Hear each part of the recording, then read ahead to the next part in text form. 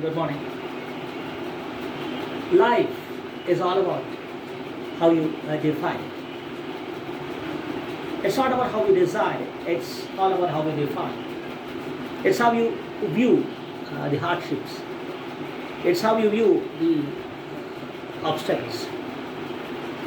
Actually, there is a very thin margin. It's a very, very thin margin that separates obstacles and opportunities.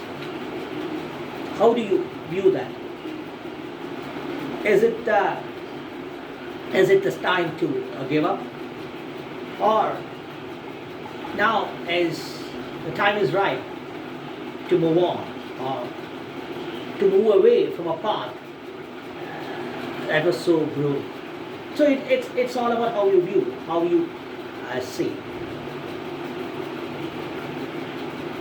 The evolution of man is always about realizing the above said wafer thin margin. It's hardly as I said before, it's very hard to distinguish opportunity and obstacle. When you see that yes, it's time to grab it. What is that actually you grab? You grab something that you feel you can have, you can use. So that is where man has evolved. It's about how closely he monitors that obstacle. And when trying to analyze that obstacle, or rather trying to make sure that he can withstand that obstacle, or he can withstand that hardship, he realized that there is a way out. And the way, that exit, is actually an entrance to a world full of opportunities. That is how the inventions, the scientific inventions, the cultural revolutions, all this is triggered by obstacle. It could be a black person forced to leave the seat she occupied. It could be a man who doesn't know how to eat the animal that he hunted down. Is it an edible thing?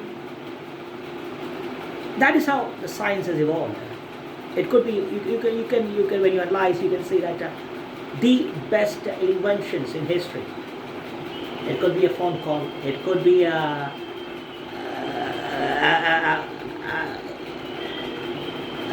path-breaking invention, a scientific discovery regarding the existence of the planet. All this is triggered by an impulse, and that impulse is an obstacle, or this obstacle could be many times. It could be an obstacle that made life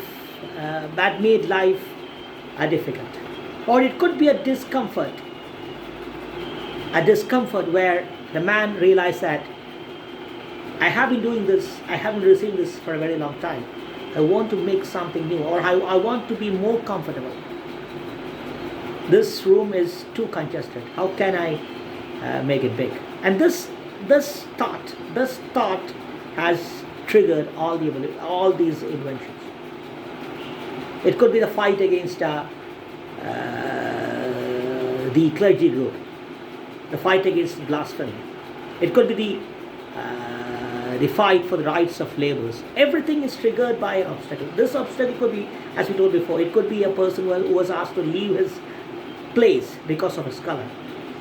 It could be a king or a queen asking people to starve when they raised their complaint, when they raised their issue that they are unable to live, unable to have food. They are not getting the food. So what that queen actually did, she was making fun of a crisis, an issue, an existential issue of a human race.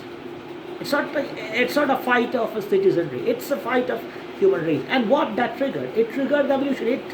all this has triggered, I mean, this was a turning point in the history of labor unions and labor struggles. And this labor struggles, this labor unions, all this indicate, all this triggered a very crucial juncture in the social history of man, where new laws evolved, new laws regarding right to dignity of life, right to dignity of labor, all this is evolved. So what that actually is, that's a crisis, a dilemma, a provocation, a discomfort. And right now, from the beginning of the 21st century to this very moment, we are having a very new conflict. It is a conflict that has evolved, that has molded mankind. What is that conflict? That conflict is between man and nature. That conflict is between man and wild animals. That conflict is between man and limited resources. So what does that indicate? Over the years, you could see the explosion of population. You could see the population control measures. You could see people aging gracefully, peacefully, and healthily. In fact, with a lot of health, they're aging. What that indicates? Man has realized the potential of the forest, the nature. We are getting better lives. We are getting better products from the forest. So what that indicate? That indicates two different conflicts. One is an asset, the other is a liability. How to view it? An aging population and a healthy septuagenarian. What that indicates? Is there a crisis? Is there a decline in workforce? Or is that the indicator of a universal, a very productive universal health model? This is one dilemma. It's not a dilemma, it's an issue of how to view things, how to balance things. You can see the zoonotic diseases. You can see the food chain breaking. What that indicates? That indicates a change, a forced change in the lifestyle of each and every living being in this universe. When your lifestyle change, the way you consume, the way you eat change, you want to find new avenues. Nature has given everything. But are we repaying it? No. So we are going into the second issue. That's not a second issue. The second possibility, or the need to evolve a new policy, an economic policy. And now it's the turn of Kerala. How to evolve a new economic policy, considering all these things. We have discussed two conflicting form of streams of economics. One is an economics that has strengthened the life of human being. But this economics has created a fall, a decay in the quality of living in the nature. It's what living in the nature indicates is that people, the human race, is not living in the nature or living with the nature. These people include the living beings. All living beings except human beings. And this life inside nature, the tranquility, the stability, the balance, when that equilibrium becomes a disequilibrium, when that balance is broken, you see animals encroaching human life. It is an indication of climate change. It is an indication of the shortage of water. It is the indication of the breaking down or the collapse of food chain. What that indicates? There is a direct conflict between man and the wildlife. And When that is the reality, we come to the second form. We come to the another related topic, especially in the case of Kerala. Kerala is the least productive economy in terms of the social progress that it has. The most socially progressive, scientifically progressive societies in the world, along with Kerala, they have better economic independence. This is something we have discussed, we regularly discuss. So, when that is the issue, we come to the conclusions that there is a complete misutilization of resources and potentials. We didn't do justice to our social progress. We overutilized our labor rights.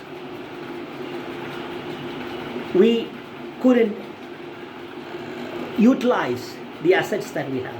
It could be the number of rivers, it could be the balanced climate, it could be some other resources. And now we are a consumer state, and we are having issues of man-nature conflict, or man versus wild conflict. Man versus wild. It's a conflict, it's an ongoing conflict. And this is a very delicate issue because just like this, the issues regarding the sea border, it's a very delicate balance. It's a very delicate balance between, because these forests spread over many states. It's not a personal asset of any state or any federal unit. And of course, there is a right to life for each and every being, each and every living being in this universe. And all democratic societies, progressive societies, give a sanctity or attach sanctity to this right of every living being. While we are seeing this news of man versus wild, we also see the initiatives, the resources, money, manpower, and all these resources used to make sure that each and every wild animal, it could be a tiger, it could be an elephant, is safe and is healthy. So what that indicates, it's the right to life, and that right to life is not an exclusive privilege of human being. That is where we come to analyze, we come to the term of living in nature. Man doesn't include himself in the living in nature, this living in nature bracket. We don't belong. So it's time to belong. When we belong, it becomes more complex, more delicate, more sensitive. But at the same time, it is more protective. Let's analyze some of the very important happenings, events around the globe. They are similar, conflicting, and contradictory in the way we see, in the way we approach. But all this are in one way or the other way mutually connected or mutually complementary. When it is mutually complementary, we analyze, we realize the possibilities. It's about the balance, as we used to usually tell about the IT laws. We must have the freedom, especially in the technological era, because the social media has triggered a revolution.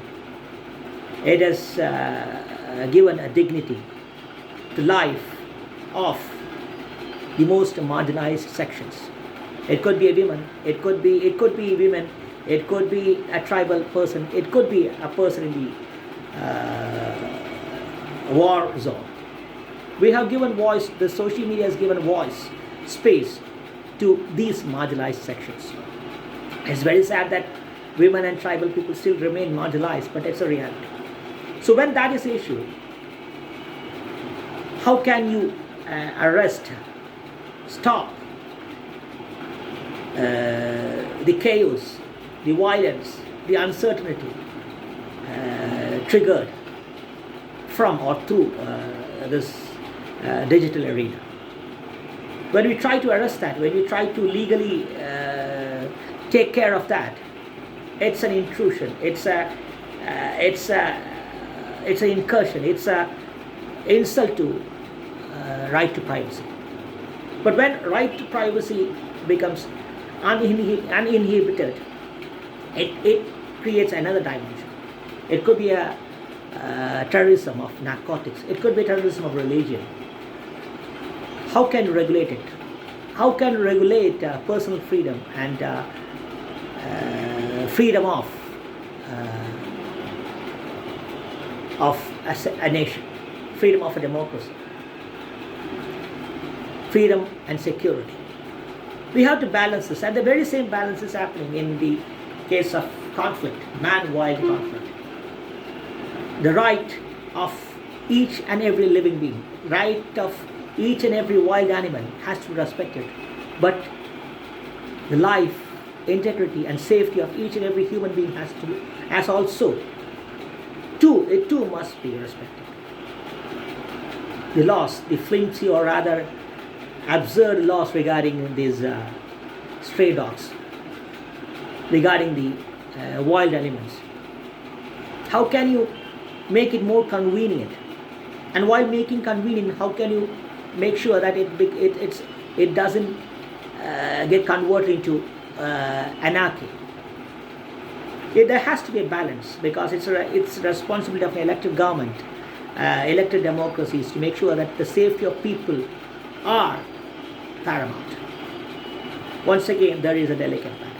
It is this delicate balance, sensitive balance, attaining of this sensitive balance becomes the crucial issue. Utilization of nature not becoming exploitation of nature. Crisis of shortage of natural resources leading to a consumerism or an economy remaining consumer state. And when that natural resources is utilized, how that doesn't lead to an exploitation, how to make sure that doesn't lead to an exploitation. So it is this delicate balance that is something that has to be attained, that has to be analyzed. So we have to analyze some very important events happening around the globe.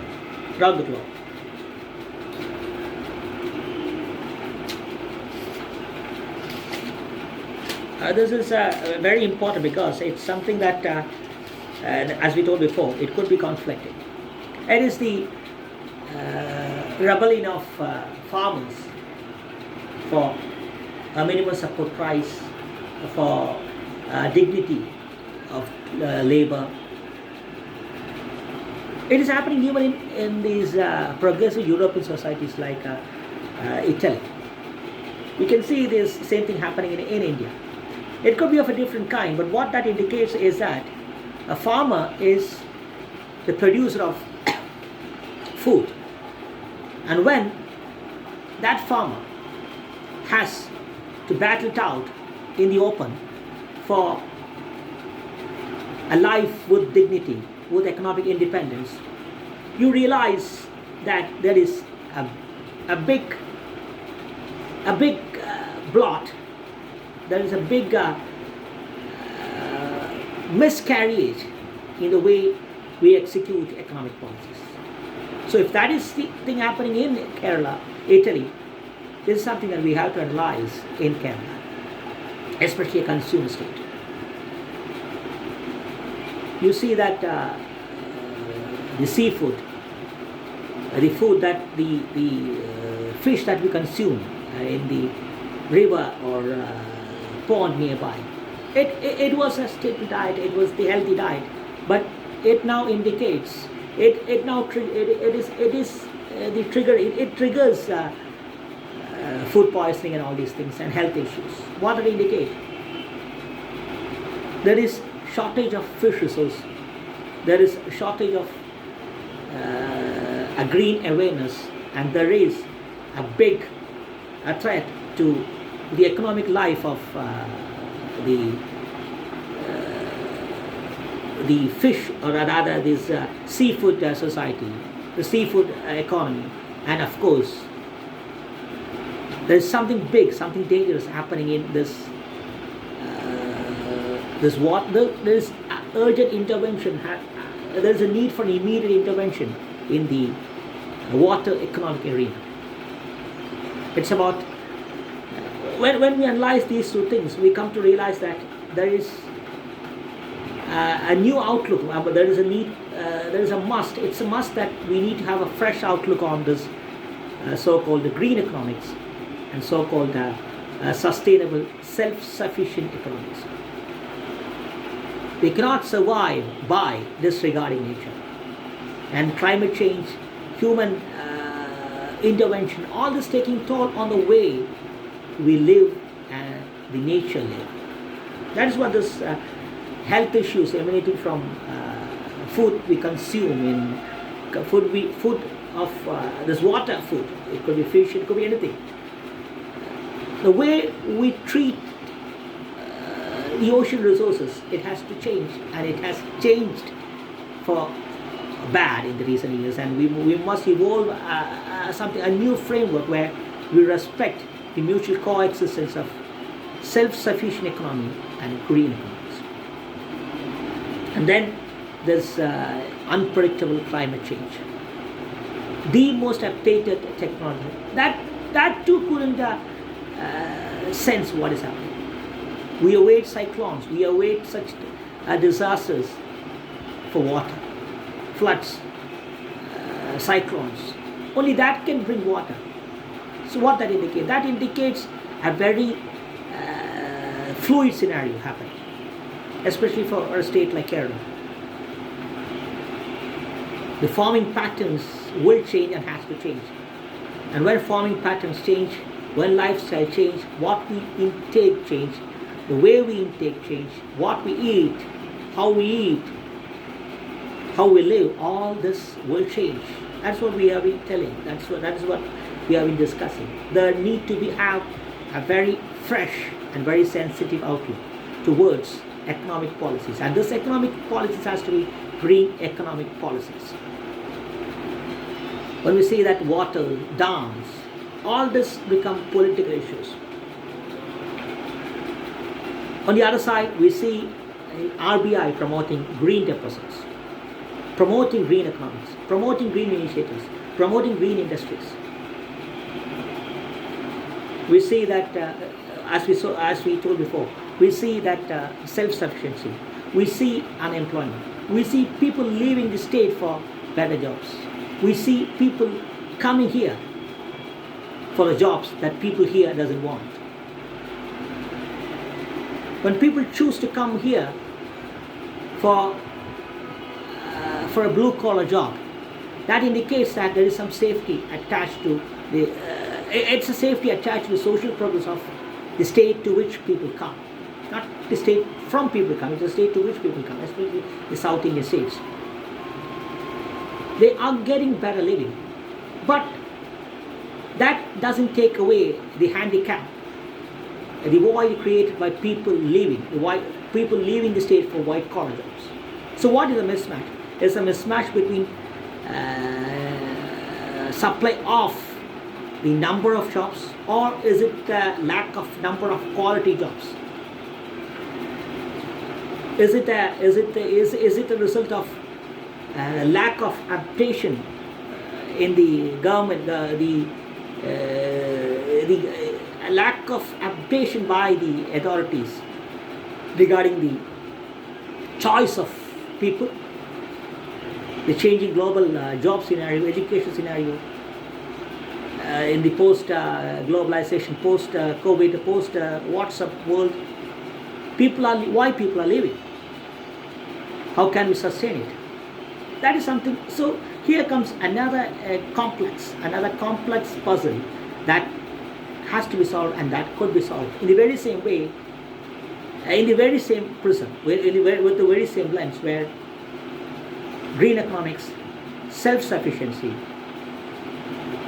how to balance both this. We see that was something we have discussed. The efforts taken to save life. So effort taken to save life indicates that life is paramount. The sanctity attached to life is paramount. Only a democratic society gives prominence to life, and this life is the right, is the dignity, is the essence of each and every individual. And this individual is a human being. So when a human being feels that her life is threatened by a wild animal, laws has to evolve, laws has to come to aid. No flimsy reasons, excuses can solve the insecurity faced by an individual. When she or he feels that the authority, the elected government, the democracy, the constitution, the laws can't protect her life, her safety, her peace,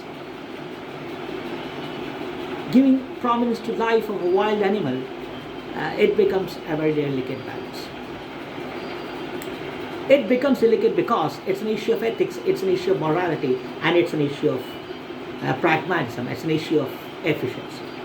You see, in Europe, there is a conflict, there is a theory going on that using animals for research is unethical.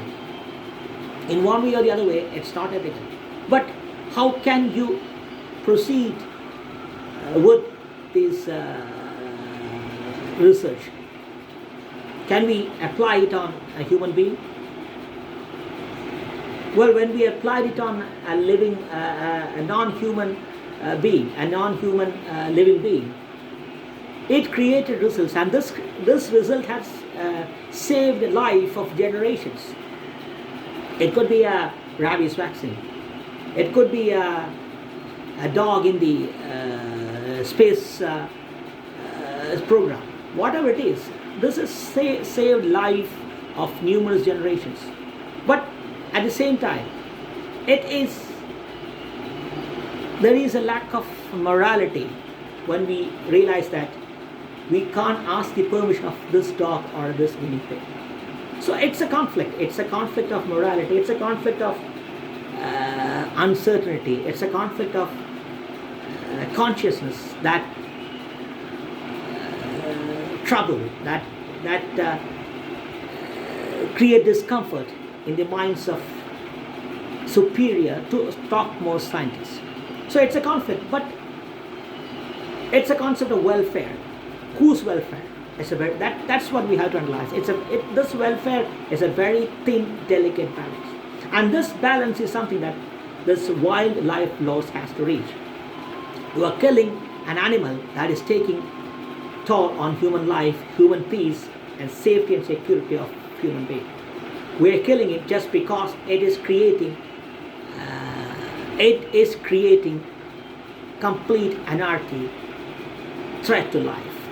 So in that way, when you think, we realize that the laws has to evolve. When that laws evolve, we come to economic possibilities on how to utilize these laws, these natural resources, these wild animals, to create a self-sufficient green economy. That green economy has to be stressed, because if it is not green, it takes toll on the economic life of the individuals also. We have discussed that in some other videos. So it's time for a new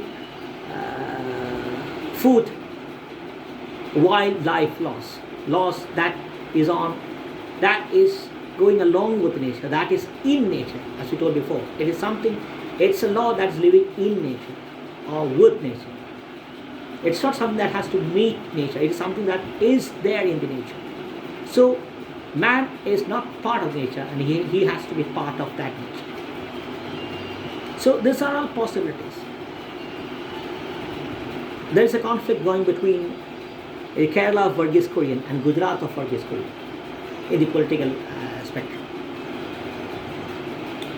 There is promotion of reuse even in the fashion capital of Paris. That's a green economics. There is trouble, there is uncertainty created by the ongoing war or wars between different nations in the global maritime arena, on the ocean waters, where the supply of cargo, this has been affected, and that is creating a big economic crisis. The cotton from Bangladesh is not arriving. It's not coming. We are unable to import it because the price has increased. That is a crisis. But is that a crisis? There is khadi, there is Kanjipuram silks, there are spinning mills waiting for impetus, waiting